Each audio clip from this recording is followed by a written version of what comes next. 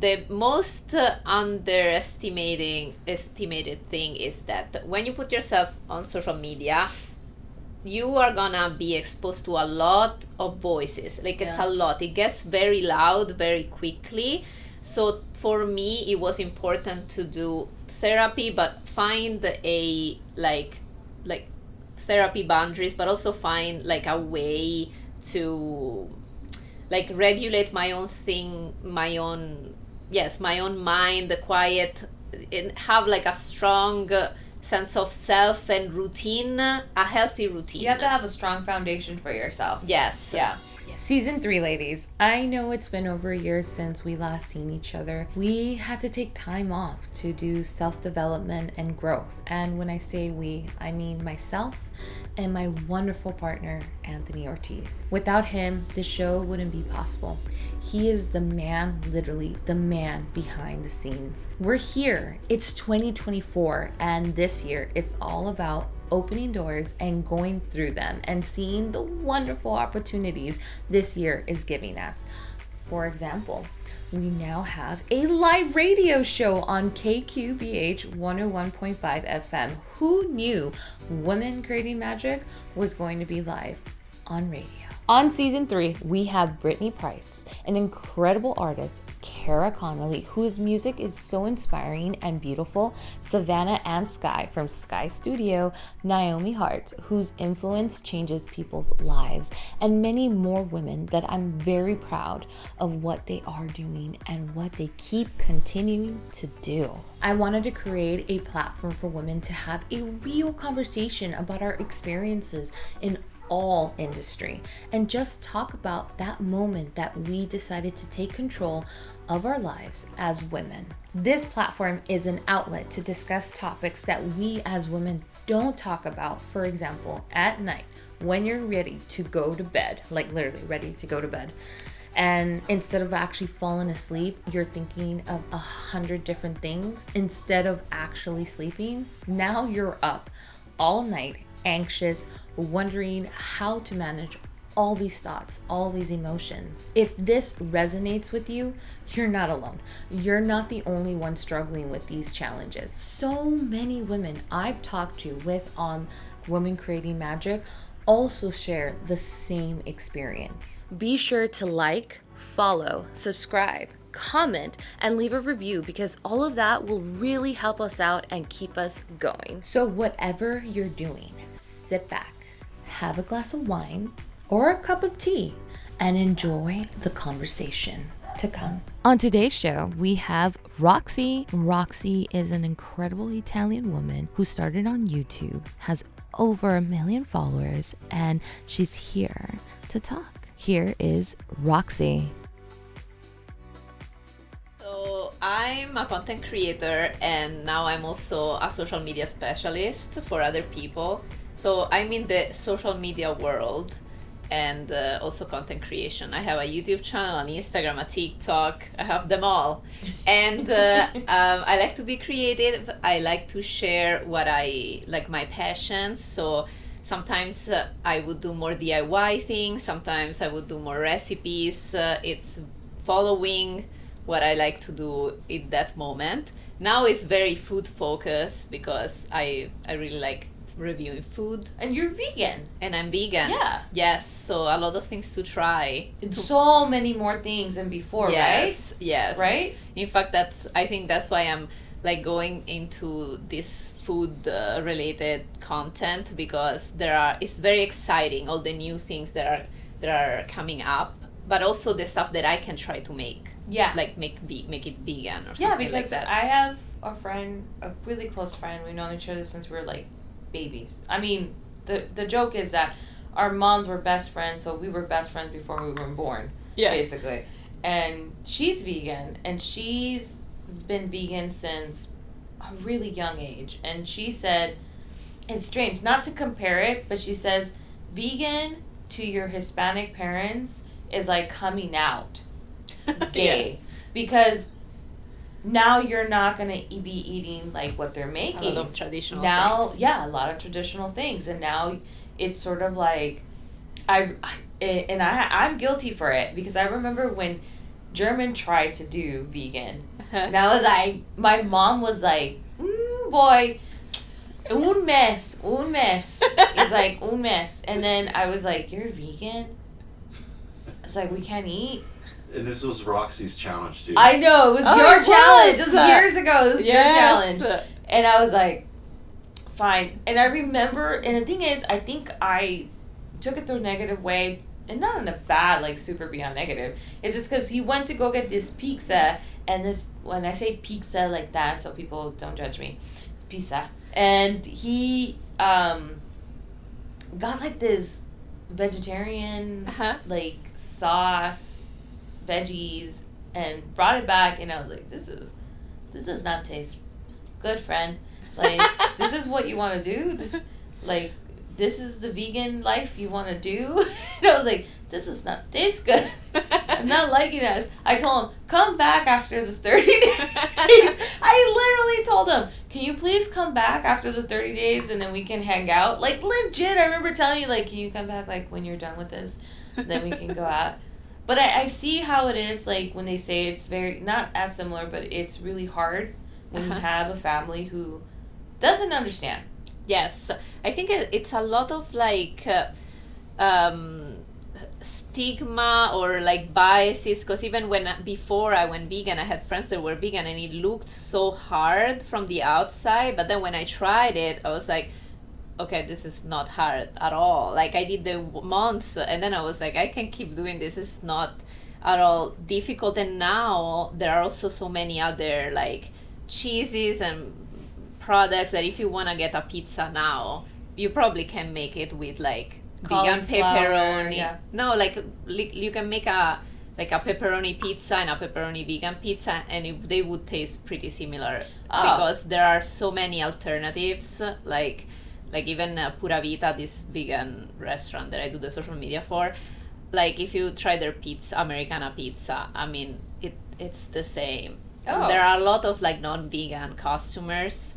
And I feel also at the beginning you don't know which brands to eat, because it's the same as non-vegan things. I'm sure there is a yogurt that you hate, that you're like, this yogurt is trash. And then other yogurts that are like, oh, this is good. And I feel it's the same with vegan stuff. At first you're like trying the first yogurt, and you're like, this is gross. But then you eventually you will find, okay, this bread is way better. And it's the same with cheese. Like, I remember the first cheeses I tried. I don't remember the brands, but I was like, oh, this is bad. It doesn't melt. But now I know which brands melt, which brand is better. Because some are better for melting, some are better for eating. Yeah, I was about to say. So I feel like it's also a learning curve. Mm-hmm. Yeah, because I think for people who grow up non-vegans, we learn since we're kids, like, okay, I like this yogurt or I like this chocolate and I don't like this one. But then when you go vegan, you have to go through the same process. Yeah, you have to like relearn everything. Exactly. Yeah. You're like, this brand, okay, this is good. But also discovering that a lot of like traditional foods across cultures are already vegan. Yeah. So it's just like a discovery. I feel like mainstream. I got to eat more mainstream diets. It was very boring. Like, I feel like the last 2 years before I became vegan, I was like eating boring things like chicken salad, shrimp salad. It was very boring. But then when I went vegan, I did rediscover a lot of like these traditional Italian dishes that are already vegan. Yeah. Like pastel fagioli, pastel ceci, a lot of things that I stopped eating because the I was pasta too. You had to get alternate pastas too. No, the pasta is just like don't they have eggs or there is a pasta that is egg pasta, but normal pasta is just water and flour. Same with bread and pizza. The pizza crust itself is vegan, but then you can always find traditional pizza, Italian pizza is vegan. But I know that here some people put cheese in the crust or something. Yeah. Sorry, I don't know exactly, but you know, like I've seen it. Yeah. But technically, it's like that. The same with bread. Usually, bread is just water and flour and yeast. But there are certain breads that have like milk or cheese in the top or stuff like that. But traditionally it wasn't like that, because again, like if we go back 2 centuries or something like that, animal products were really expensive. So I feel like at the base of like cultural foods, usually it's no meat or But no. you've seen like the progress of the brands, like vegan brands, Yes. how they developed, right? Yes. How they like got way better than it was before. Yes, like when I went vegan 7 years ago, I mean, there were like, I don't know, 3 cheese brands, something like that. It was like 3 options of these. But to me, because it was an ethical decision, for example, again, I was just eating some chicken salad and shrimp salad. Like, I remember this vividly, that like most of the days that what I was eating, and I really like shrimp at the time. And I remember thinking, okay, but I don't want to contribute to this, so I'm okay not eating shrimp for 10 years. Like, to me, it was like a sacrifice that I could make. But 3 years later, now they figure out how to make vegan shrimp, so it's Yeah, that's true. I So remember so that. it was so much faster than I thought. When Yeah. I went vegan, there were some options, but it wasn't that much. Like, there wasn't vegan beef, now there is vegan beef. There wasn't vegan egg, now there is vegan egg. So, but at the time I felt like, oh, I can sacrifice these things for 5, 10 years, 20 years, I don't know, I don't care. I think I even thought, if I can never eat shrimp, I'm okay, I ate enough. I was like, I still don't want to contribute to this. I was like, I'm fine. Was that hard?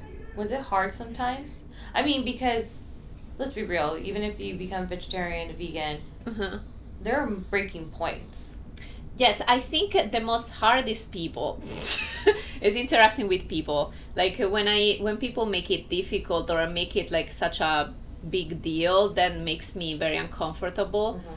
I know that for people, for example, who don't cook, that it's harder because if you don't know the basics of cooking, then you really have to rely on products that are already made, like, you know, those dinners, or ordering delivery and finding restaurants that are close to you. So that adds a lot of complications, I feel. But if you know how to cook, it's way easier, because like, I know how to make stuff from scratch. So if I want a certain sauce and nobody made it vegan, I can make it vegan because I understand how to cook. I know how to make bread now. Like, I can make it, I can cook it. So I didn't have that type of difficulty. And like, I could veganize mostly everything. And also I was also in advantage because I was always allergic to milk. So I grew up with soy milk, and then when almond, well, yes, that was when I was a kid. We didn't have that, but I remember, or for example, like the Weight Watchers milk, for some reason it didn't give me any. Really? Yeah, because it's the water. Weight Watcher. It's water. My mom drinks that milk. Oh, she okay. loves. Okay. I mean, now she doesn't, because now she's vegan too. But when I was growing up, it was either soy. At some point there was rice, but I remember not liking it. And then I tried this Weight Watchers milk. Sorry, no sponsor. But it wasn't for weight. It was that I think it's so watered down, that milk, that it didn't give me an allergic reaction. Because if you look at it, it's very like watery. I don't know if you ever tried it. I've never tried it. It's like water. I think it's water. It's Oh, water. Yeah, I went a time with my daughter because she was lactose. And oh gosh. So I breastfed her for quite a while, and then after that she was drinking regular milk, but we noticed that she was lactose on it. Like, it would, instead of like the runs, I guess, it would constipate her. Like, she would be constipated. I went to vegan formula at the time. I don't know what was it. It probably was soy, because that's how my mom figured out. The Nido? I don't even remember. Well, I remember like trying the powder. We tried this powder called Nido. And it kind of started working a little bit, but it didn't. Yeah. And then we started doing the rice. Then we got the cashew, the almond, the lactose intolerant milk. And the thing is, they all have different tastes, right? Yes. And you have, like, I have like a 2-year-old a 1.5, 2-year-old who's like, I want my bottle. I want my milk. Yeah. And it was so hard for such a long time. Yeah. But, oh man, it was such a hard time that time. I was trying to figure out what milk, and you literally would look at my refrigerator and I would have, what kind of milk do you want? Because I have everything. I have like from cashew to rice to almond to like powder, like naan, like all this stuff. Like, what do you want? What do you want? Well, when I was born, there weren't many options. There was either the regular formula, and I couldn't drink that because I would get sick. Yeah. Or this, I guess it was like a, it was I'm thinking it was probably soy, or it was rice, like a non-dairy formula. Probably rice. Yeah. Yeah. And there were the two options. Luckily, with the rice I was okay, but like at the time, you're like, this is A or B. That's it. There isn't. She's very lucky she had all those my options God. to play. Yeah, I mean, there was a period where I had all that stuff there, and she finally she liked the lactose intolerant milk Okay. because it had more of a milk taste to it. Yeah. I wish they had oat milk. They didn't have it at No. the time at her age. Yeah. Because oat milk, like the Chobani oat milk, Yes. heavy, like the heavy one, Yes. tastes to me like milk. Yes. Have you tried Planet Oat? Not sponsored. No. I feel, because Chobani is my second favorite. I Mhm. think Planet Oat, it just tastes Like the milk? same. Like yes, milk? even my mom, because for her it was kind of hard. Like, she went vegan for more health reasons. And for her, it's funny to ask vegans what was the most difficult thing, and for her was the milk. Oh. And she was like, I need to have my latte in the morning. It's the only thing. I was like her treat. And then she tried oat, and she's like, okay, now it's fine. Now I can do this. And oat, I feel like Planet Oat tastes like, pretty. I need to try that one. Yeah, I mean, and they have also like different types, like the thicker. Mhm. I like the normal one, Mhm. but I know some people like more thick. Well, it's not milk. it's not like super thick, but I tried both of them, like Uh-huh. the one that's not the heavy and the Yeah. regular, and I felt like the heavier had more Of a milk of a taste. milk taste and Uh-huh. consistency to it. And I was like, and ever since then, I just drink that. And now, you'll probably be really happy. My son, my youngest, doesn't want to eat chickens Uh-huh. at all.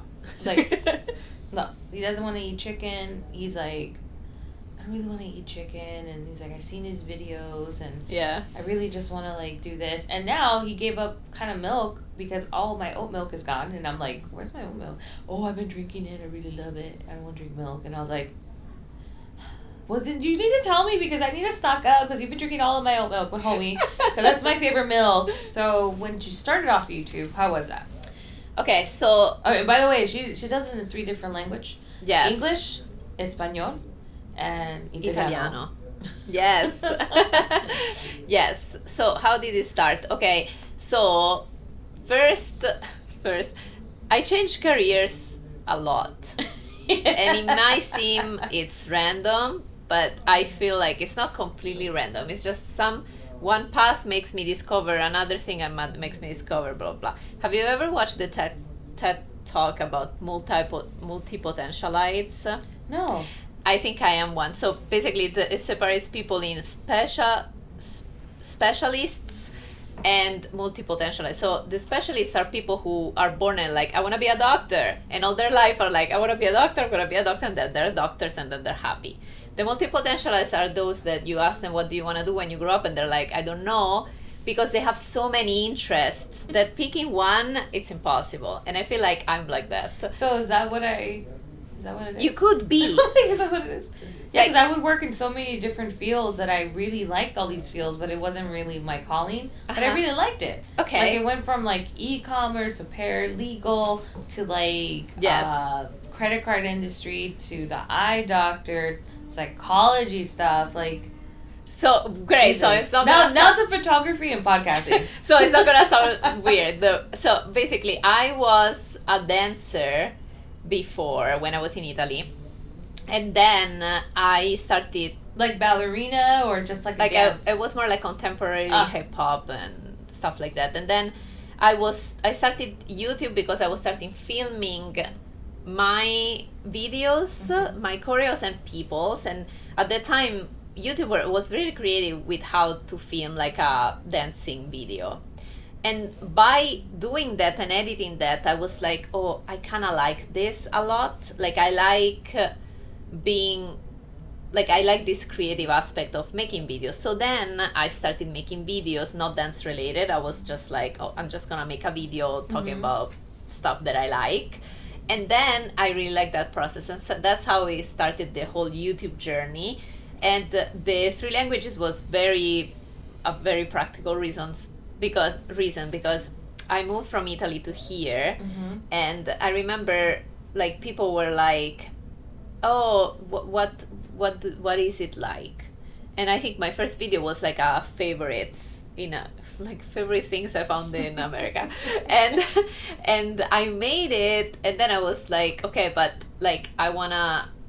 So I like the practicality of I'm gonna make this, I'm gonna send it to everybody instead of being on the phone and be like, oh, I found this lipstick, and then call the other friend. I found this lipstick, and then call the other friend. I was like, I'm gonna make a little video and I'm gonna send it to them. Yeah. And so that's it. And then I thought, okay, but then my family that speaks Spanish, they're not gonna know what I'm saying. So I'm like, okay, I'll just do the same in Spanish, easy. And then I was going to school here. Yes, and then people in my classmates, because I came here to study English, they were like, oh, I also want to know what you're getting, and so that this is literally how it started. And then I went to school with this Santa Claus nails. And my classmate was like, oh, I want to make it. And I was like, oh, I'll make a video doing it. And then I'll send it to you. And then I was like, oh, might as well make it in English and in Spanish and Italian. And then that video kind of blew up at the time. I think it probably got 10K. But at the time it was like, oh, this is viral. Yeah, you're just like like this was like 20. Because it wasn't intentional for you to be like, YouTube, No, it wasn't. No. It wasn't intentional at all. And then that video got me, I got this pop-up from YouTube, oh, you want to monetize it. I didn't know what monetizing was. But I was like, oh, wait, I can make money with this? And then this is how it started. And then the connecting with the audience really pushed me to do more and more and more. And then it kind of exploded. And it became my main focus. Because it was mostly YouTube, but there was there was Instagram, but nobody was really doing on anything. it at that time. No. Yeah, no. So that was my YouTube at a moment was like... Yeah, everybody was on YouTube for everything. Like, I want to learn how to do my nails, I go to YouTube. I want to... You still do, Yes, for a lot of things but I feel like now there are a lot of other creative ways of doing things. And in fact, when Instagram started to come up, I felt like, oh, I really like designing my own Instagram. I like the what's the word? It was very MySpace. Oh, you get to do your own thing in it. Instead YouTube becomes a collection of videos. Yeah. Nobody goes to your home and looks how your pictures they look. It's not like that. I like the aesthetic and the visual factor of Instagram, that I can build my a template and it's gonna look cute. I'm a Libra, so it needs to look a certain way, and so I got more into that. And then TikTok, I think it arrived later on. It did. It was Musical.ly before I used it as Musical.ly, blah blah blah. But basically, so I did focus on YouTube for a long time.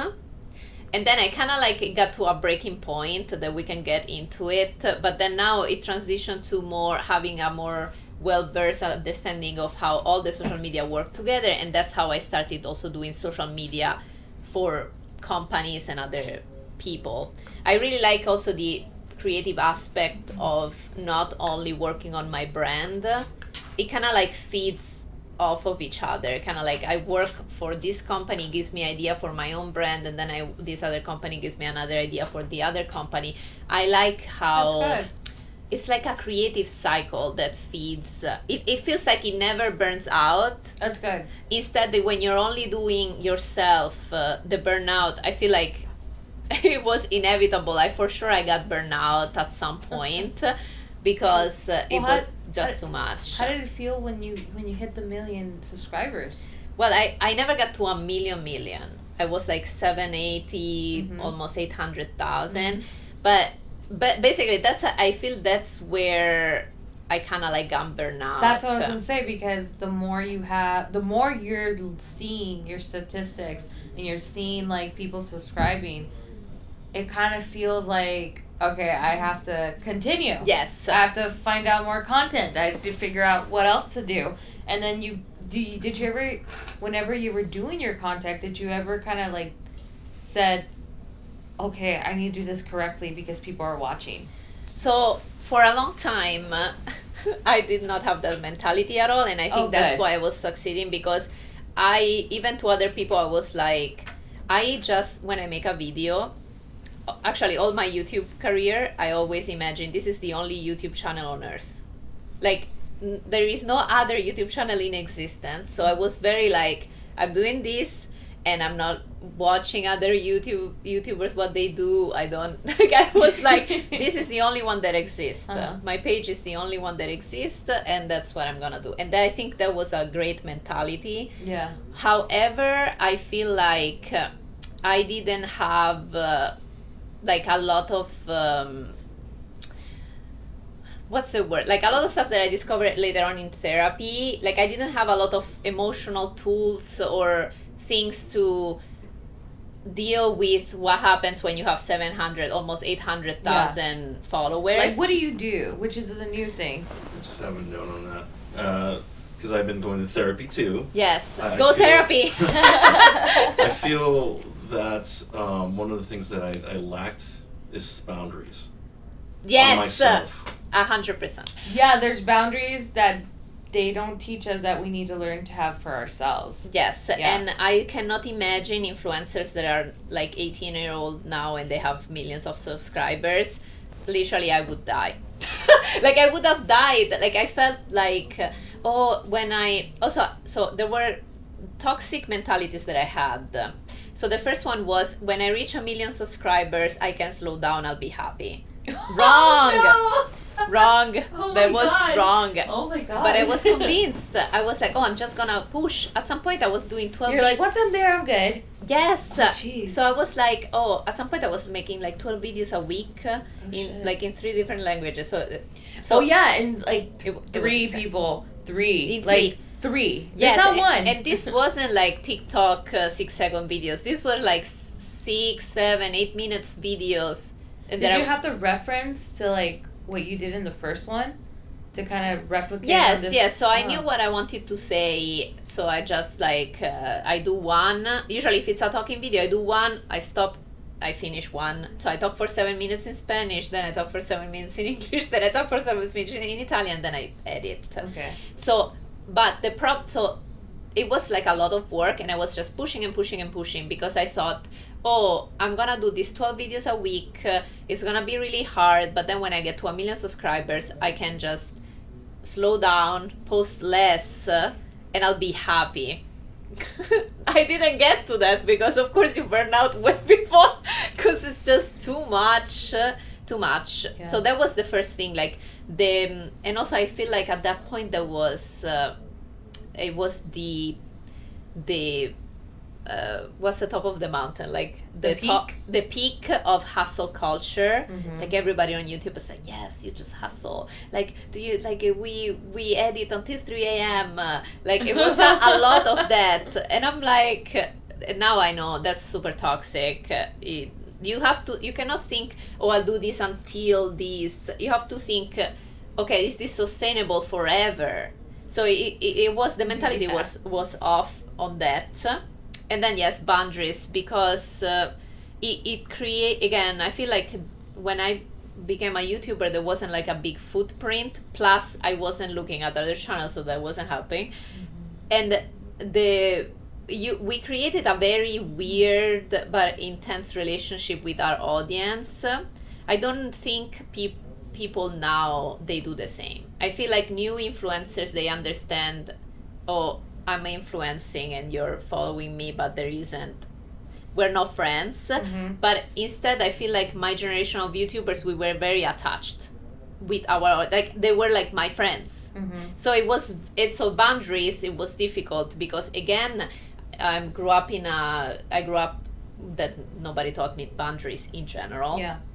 And so I was very I was very much a people pleaser, and setting boundaries to friends is harder than to strangers. And because I didn't see my audience as strangers, you saw them as friends. They're friends. Harder. So if they want me, like, oh, like, this video is too short, I'll make it longer. They don't understand it. If you want a longer video, this is gonna take me hours to edit. No, but to me, it's like, oh, they want it longer, I'll make it longer. I want more, I'll make more. I want this, I'll do this. Can you do this without this? I'll do this. So it was kind of like no boundaries in existence. And so that, which is funny because nowadays, that's what it's about when people are actually lashing out to things. Yeah. And there's been so many influencers saying, like, I literally see, at least for last year, a good amount of time where a lot of them would have a personal video about, like, boundary. Guys need to understand that I cannot, like, you guys want this kind of content, but I really want to go towards this direction. It's like, I can't, you guys don't see the process behind it. Yes. Because even though I'm an influencer here, I still have a 9-to-5 job. Yes. Like, I still have work. Like, this is not going to make my money. Yes. So I feel like new generations are better at boundaries. Yeah. I follow even Instagram people that have a boundary highlight in which they tell you, like, it's okay to message me this, it's not okay to message me this, it's okay to ask me this, it's not okay. And I think that should be the norm. Yeah. I think that has to do with a lot of the I don't want to say generation because it sounds so long, but the time that you were doing YouTube, everybody that was doing YouTube around the time you did it probably was thinking about the same thing and figured out, okay, this needs to be changed. Yes, like, but we didn't know how to verbalize it. I probably thought, if you told me at the time, oh, you have to make a highlight with your boundaries, I would be like, oh, that's rude, and they're gonna take it negatively. Instead, now I really welcome YouTubers that do that. And actually, I did put certain boundaries. Like, I remember at some point I got sick of comments on my body. I was like, this has to stop. I'm over it. I don't want to be nice about it. So I put up a post on my socials, like, you cannot comment on my body if it's positive or negative. I'm tired that, like, oh, you're too skinny, you're too fat, you're gaining weight, you're losing weight. Like, it's annoying, and it's you don't understand how triggering that can be for a person. It's triggering. Like, I was like, and I think I got it from another Instagram person or a YouTuber, that she was like, you're not commenting this, because also, like, they were also like, are you pregnant, are you not pregnant? And I don't remember if this particular influencer was also, like, having problems with that. And so you don't know what a person is going through. You cannot just go there and comment, oh, are you pregnant, you're pregnant, why are you gaining weight, why are you losing weight? Like, that's rude. Like, I know that most people wouldn't do it in person. No. But I also know some people... it's the platform. But some people will also do it in person. Like, I know, like, even in the Italian culture or the Spanish culture... Oh, yeah. It's kind of normal that you're like, oh, you got fat. And I'm like... Member, yeah. That you come in and be like, ay, qué bonita, pero vas a bajar peso? Yes. Like, and I watched a TikTok the other day about, like, this... mom was selling her mom, like, yes, this new mom was selling her her own mom to not give her baby a nickname about her body. And she's like, because, like, gordita, flaquita, like, it's very common and they don't think about it. Yeah. But a kid that hears like, gordita, gordita, gordita, that's not, it's gonna affect them at some point. Yeah, it means fat people. Yes. Like fatty. My little fatty. Yes. And then flaca is skinny. Like my little skinny baby. Yes. Yeah. And so I feel like we already don't set these boundaries clearly. This should be stuff that you learn in kindergarten, And I feel. that's what I was talking about. Like, people see one side of us Yeah. in front of the lens. Yes. You know, and not really see what's really going behind. Because in the end of the day, we're like you. We're trying to pay our bills. Oh, yes. Yeah, I mean, we're like you. We're like, what are we doing? I mean, okay, it's going to be very TMI, but I'll say it in the camera. We also go use the bathroom for number 2, you know. Yes. We all do the same thing. So it's like, Yeah. in the end of the day, we're all the same. It's just, you know, that's the appreciate we're artists. So what we want to do is for you to enjoy what makes us happy. That's Yes. what we're spreading out there. Yes. You know, and don't make it an assumption that, you know what's going on. Or like, Yes. Marcy from the Plus Bus was saying, you know, all of a sudden, now that I'm like, you know, coming up and there's Lizzo and all this stuff, people think I'm rich. Yes. No? Did you not get that? Yes, Did you not there have- was like a long... Yes, because also they see those 2 or 3 influencers who are rich and they just assume we're all rich. That's not how it works. No. Because the ones that they get rich, it's very small. But also, I see some of these people that they also then go bankrupt because they don't know how to manage money. They don't know the taxes because some of these people are very young. and they mess up their sponsors. They don't know how to do the contractual. They don't read it. Don't get a lawyer to actually do this stuff. Yes. And they lose the money. You know, influencers get really popular because of sponsors. People, because of that, they actually have people paying for them, not just what they're doing. Yes. Like, right? Am I right about that? Yes, and also, but I also heard like, you know, influencers, like, I don't know, they might be very young. Imagine you get a sponsorship and it's like $1 million. Yeah. Like, where first thing you do, you buy a mansion.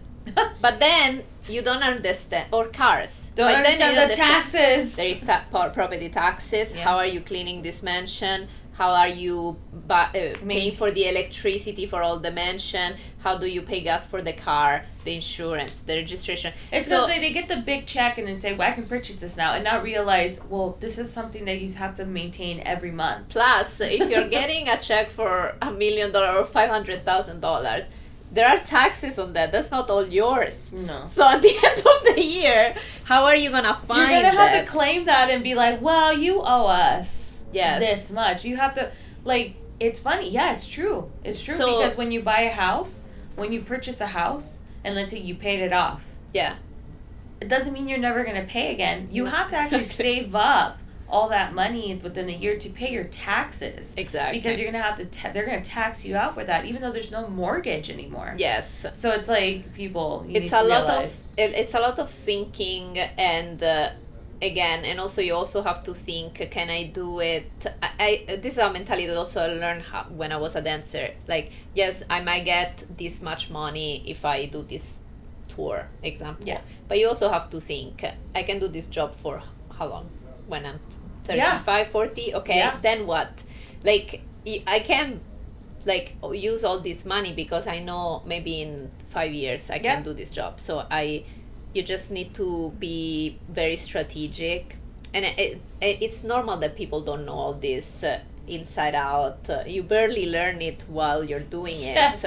Because again, in these contracts and stuff, people don't tell you, oh, but yes, I'm giving you X amount of money, but remember that some of this will go to your taxes. No, they're just like, oh, deal, yes. Yeah. Now It's like, you're on your own. it's like, who was it that was talking? I forgot what actress talked about. She's like, you know, people say, oh, so-and-so made $100,000 on that film. And it's like, but in reality, they didn't. Yeah. They made that, but they have to pay the people that worked on it. Like, everybody that's under that actor or actress, Yes. they have to get paid first. So $100,000, that person may have got like $30,000-$40,000 out of that. Yeah. Or less. Because they're trying to pay everybody out there. Yes. So it's like they don't realize, it's like that's not the case. And younger influencers, by the way, for some reason I feel like they don't, we learn to know what to say and what not to say. Yeah. We learn our like, okay, what not to cross the line. And a lot of young influencers that I notice are kind of like, okay, I'm already big, I got money, I got to do this, I can say whatever the fuck I want to do. And that's like, no, you actually can't.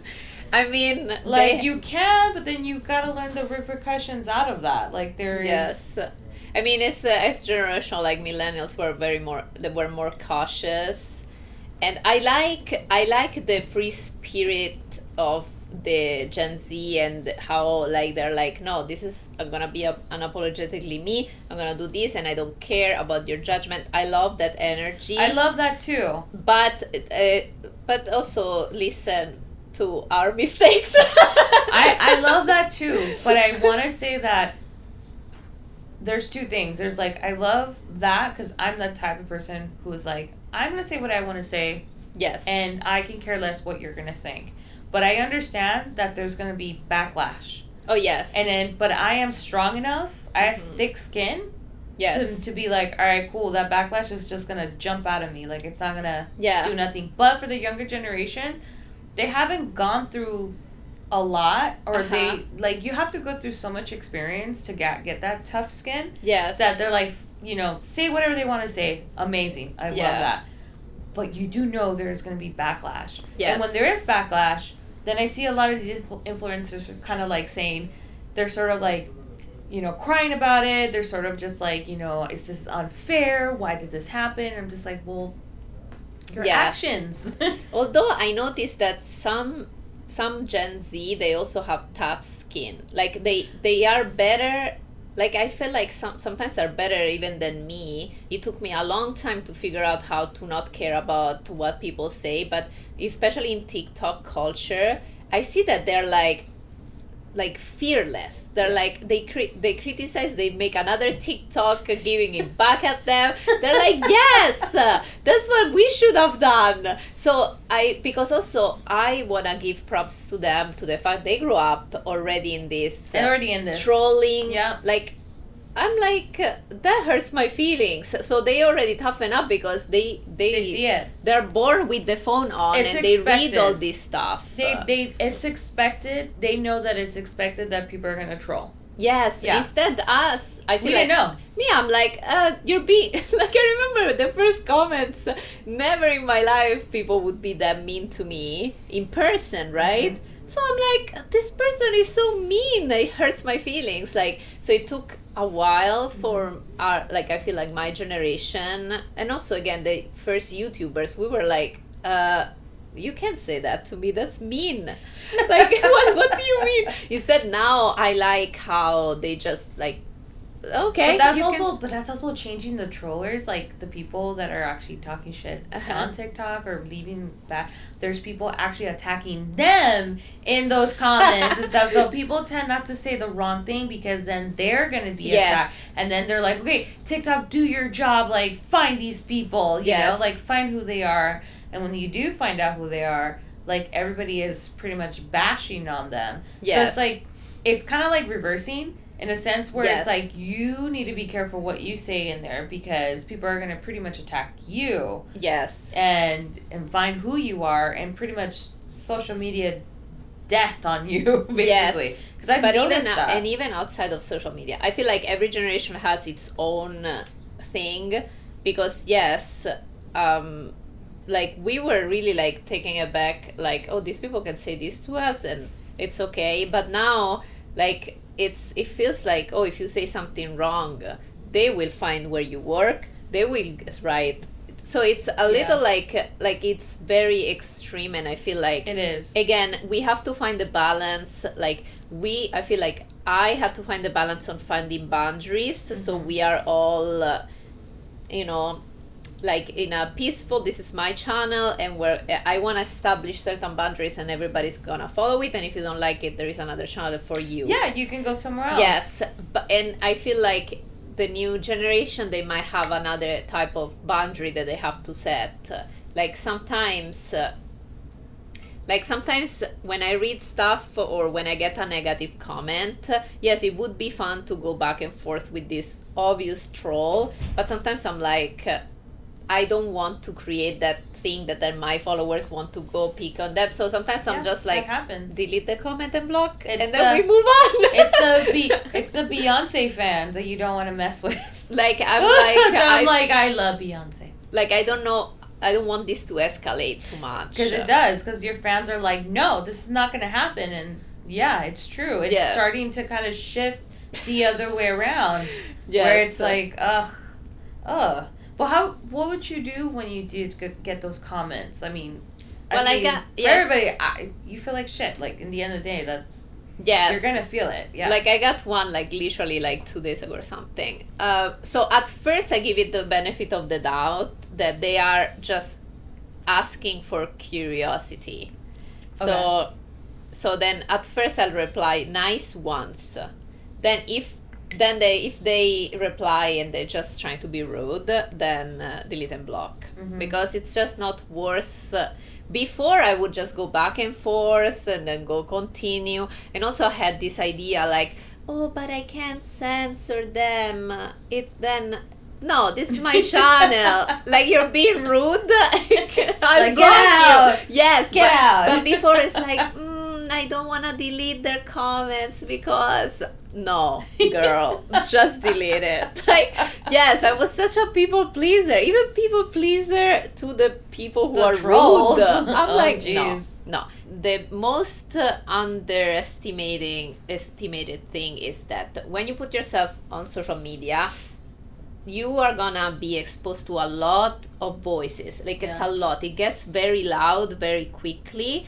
So for me, it was important to do therapy, but find a like therapy boundaries, but also find like a way to like regulate my own thing, my own mind, the quiet, and have like a strong sense of self and routine, a healthy routine. You have to have a strong foundation for yourself. Yes. Yeah. Yes, and find like a healthy routine, because social media has a disruptive factor.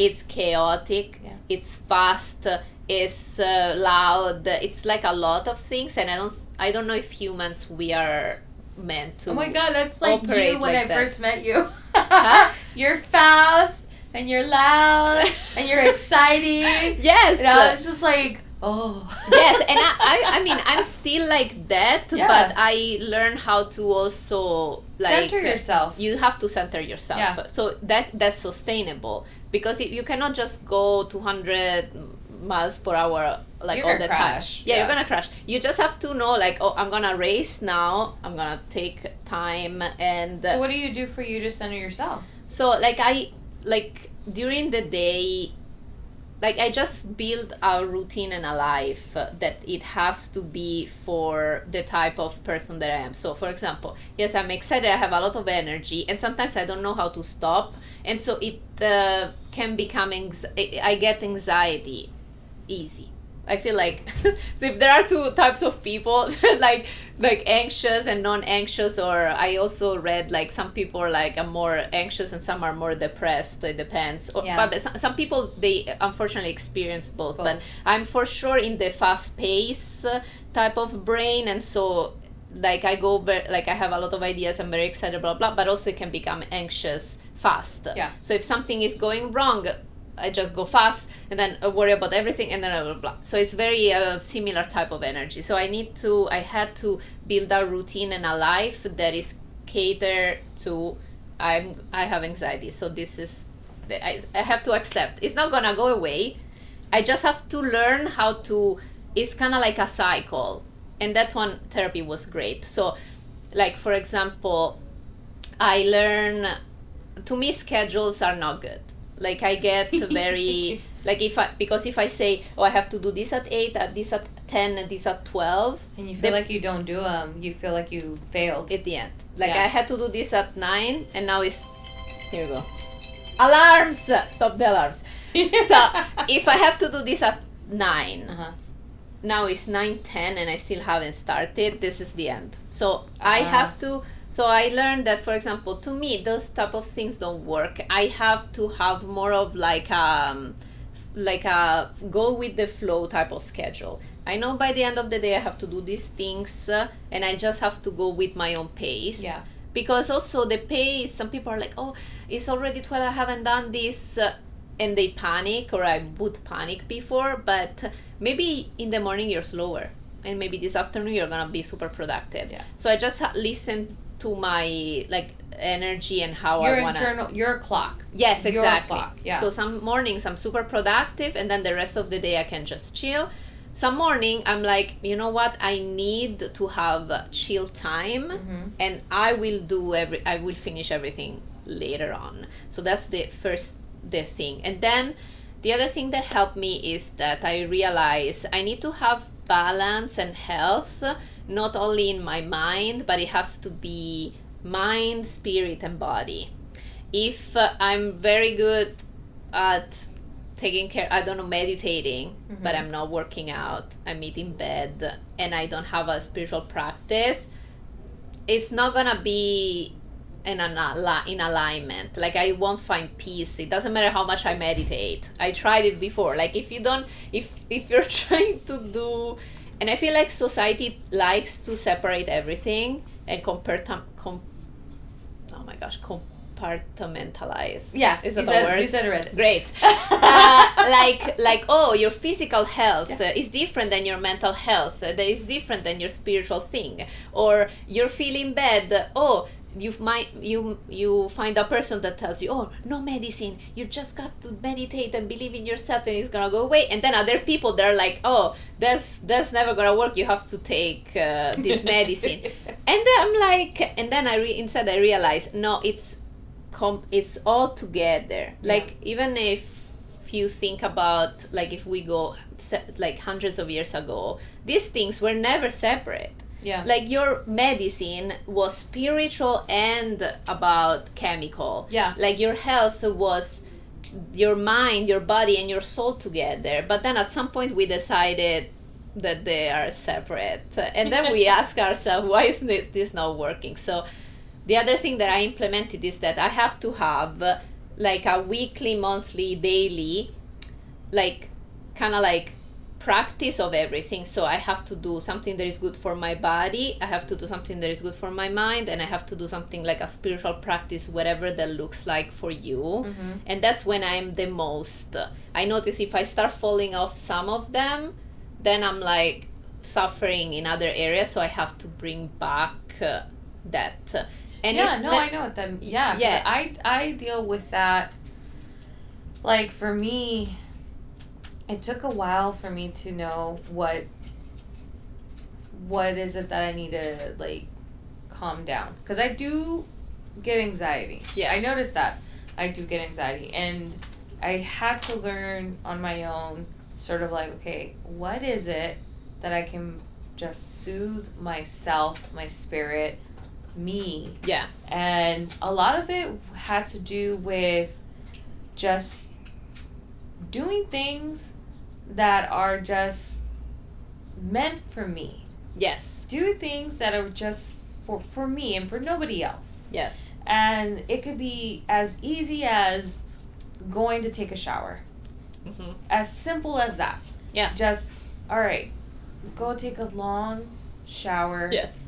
And enjoy it. Don't be in a rush. Don't worry about it. Nobody's gonna like die at the moment when you're taking a shower. True. So it's like, enjoy. And as I take a shower, I'm like, all right, you have your little scrubbies. Go and use your CeraVe thing. Yes. You know, like, play something on the phone, you know, and just enjoy it. Yes. Something as simple as that. Just taking a shower. Yes, it can be very simple, and it doesn't have to be perfect. No. And it's okay. It's because, again, like, I feel like one of the most difficult thing, at least for me, is finding that balance every day, every week, every month. Yeah. I'm not gonna be perfect every single day, every week, and it's okay. I feel like we grow up thinking always on the end result. Yeah. And a lot of, like, I think that's what it was. You focus on that. On the end. Yeah. Like, and also, like, oh, if you sacrifice this, if you sacrifice that, then you're gonna have this. But nobody tells you, like, okay, but if you're not enjoying the process, it's not worth it. Like my therapy was like, if you're not enjoying this process, it's not right for you.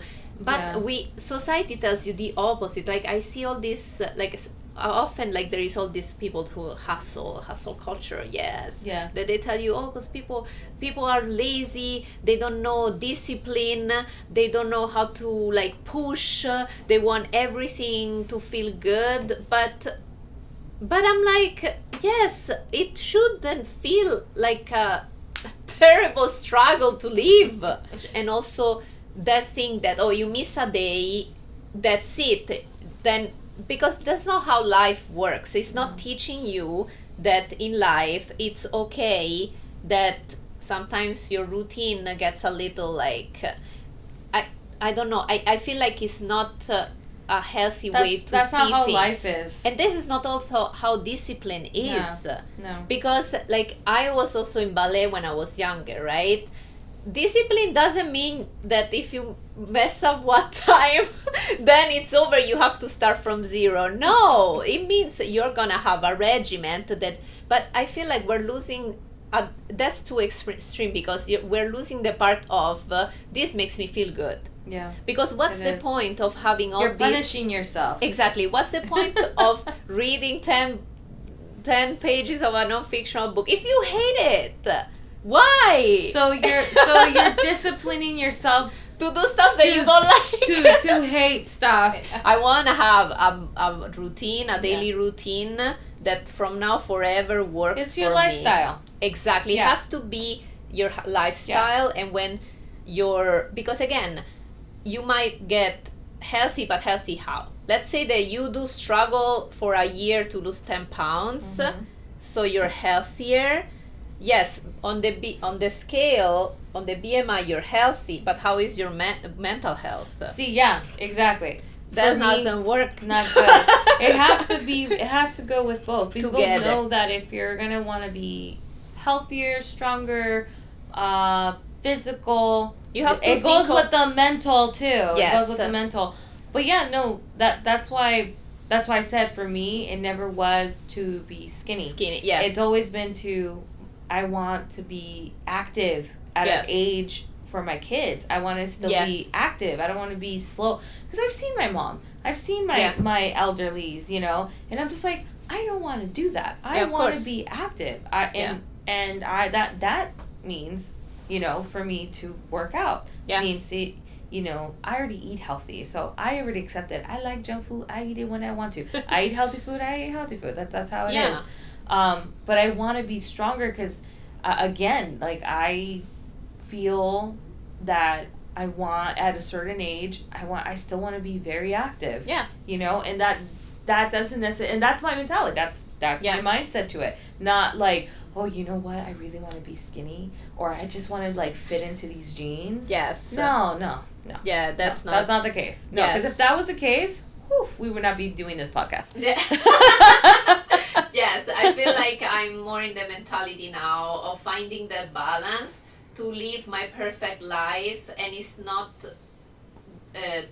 end goal focus, but more like every day has to be my best life. Like in every. That's like, awesome. That's such an Italian thing. Like it should be on a macro level or in a micro level. Like you can't just be like, I'm gonna struggle until I get to this point and blah blah blah. It has to be like this, and it's not easy. It's a juggle every day, and some days, you say that it's not easy. It's not easy. Again, it feels like juggling for real. Like I'm always like in some weeks I feel like, you know what, I found the perfect work-life balance, and I meditated, I worked out, I ate this, and it was perfect. And some weeks I'm like, oh, this week was a mess, but I did my best.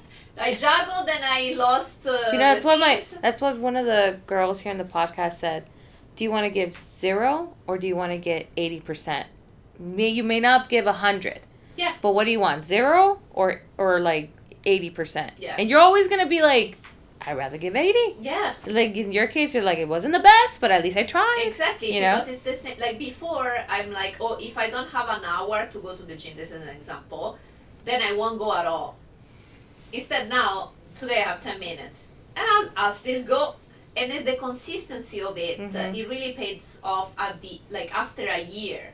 Like it's better that you're doing what you can, because again it's a it's a trifecta, a triforce of things. Like yes, maybe this week physically and my body, like I didn't do my best, but you know what, I rested, and that was good for my mind, or was good for my spirit. So you have to keep all of that, because if a week I don't do anything like for my body at all, that doesn't mean that week was awful. Maybe I was like, you know what, this week I am more anxious or more exhausted, so I focus more on spiritual stuff and rest. Yeah. That's still self-care. Yeah, self-care. You're right, that is self-care. So you're still working on something.